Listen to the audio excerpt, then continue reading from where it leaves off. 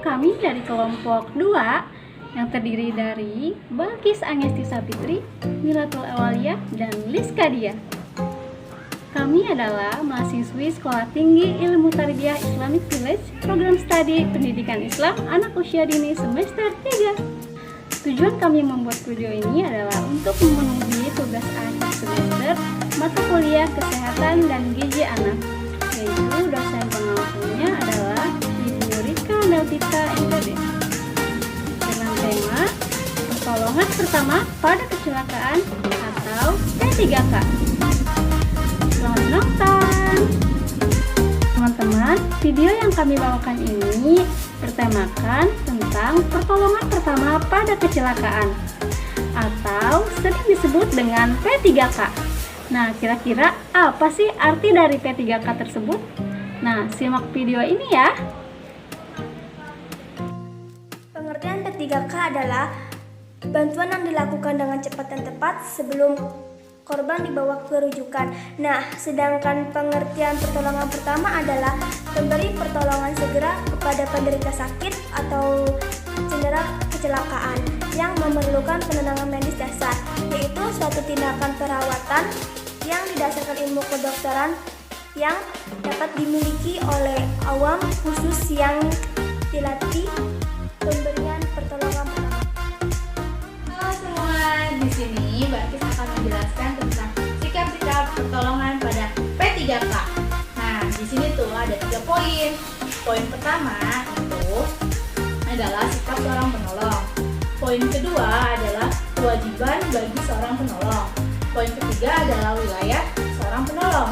Nah, di poin pertama itu dijelaskan bahwa kita tidak boleh panik, tapi kita harus sigap dan cekatan, tapi kita tetap harus tenang.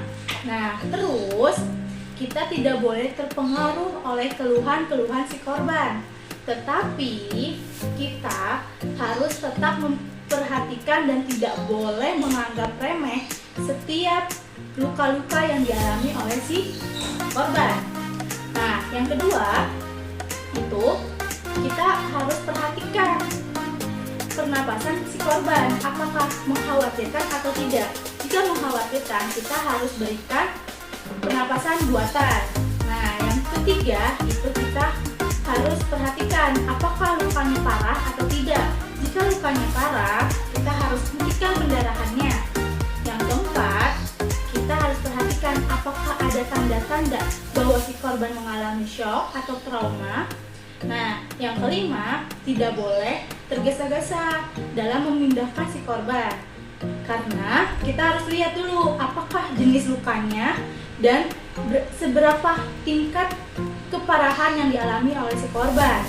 Seperti itu. Nah, poin kedua adalah kewajiban seorang penolong. Di sini dijelaskan bahwa kita harus perhatikan tempat di mana si korban mengalami kecelakaan. Lalu kita perhatikan kondisi atau keadaan si korban. Setelah itu, kita merencanakan dalam hati bagaimana caranya untuk melakukan pertolongan terhadap si korban. Nah, jika korban meninggal atau tidak selamat, kita harus segera menghubungi pihak berwajib atau kita bisa membawanya ke rumah sakit terdekat.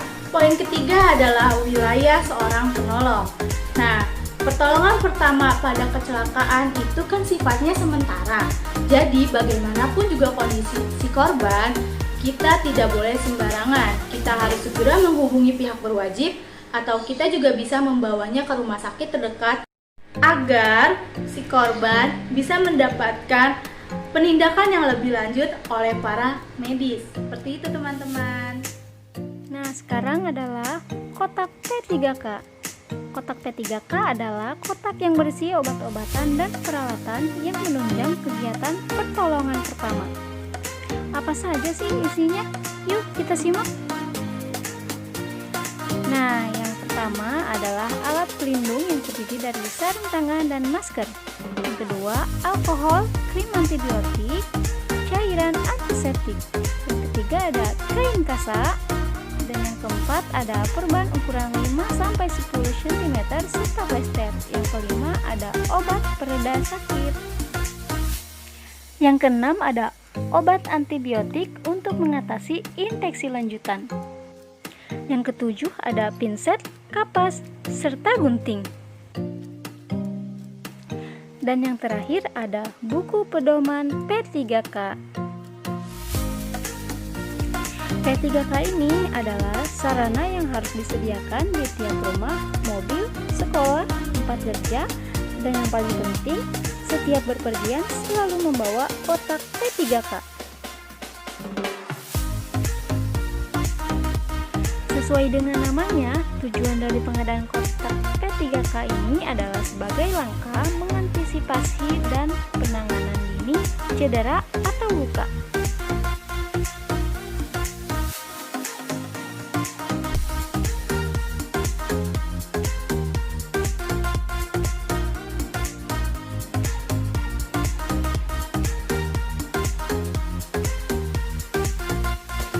Jika luka tidak segera mendapatkan pertolongan akan mengakibatkan efek yang tidak baik. Di antaranya yaitu yang pertama, pendarahan yang lebih hebat atau parah. Yang kedua, infeksi. Yang ketiga, dapat mengakibatkan cacat. Dan yang keempat, dapat mengakibatkan shock dan lain sebagainya. Kemudian, nilai-nilai yang didapat dalam P3K yaitu ada nilai tanggung jawab, nilai kerjasama, dan nilai tenggang rasa. Nah, teman-teman, di sini saya akan menjelaskan tentang prinsip dasar P3K. Nah, prinsip dasar P3K diantaranya yang pertama, pastikan Anda bukan menjadi korban berikutnya.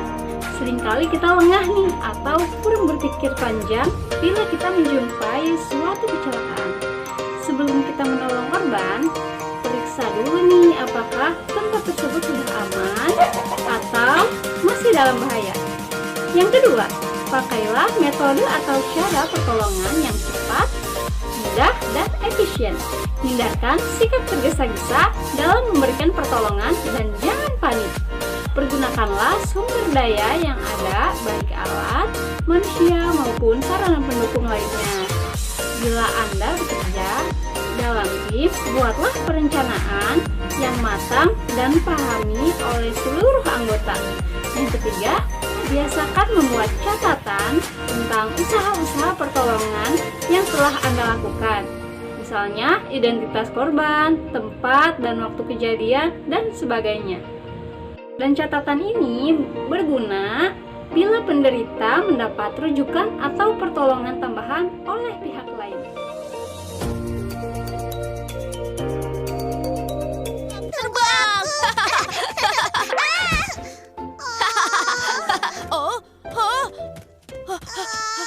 Miu Miu, kau tidak apa-apa? Kakiku terluka. Jangan khawatir, aku punya kotak obat. Kami penolong kecil di kotak obatmu.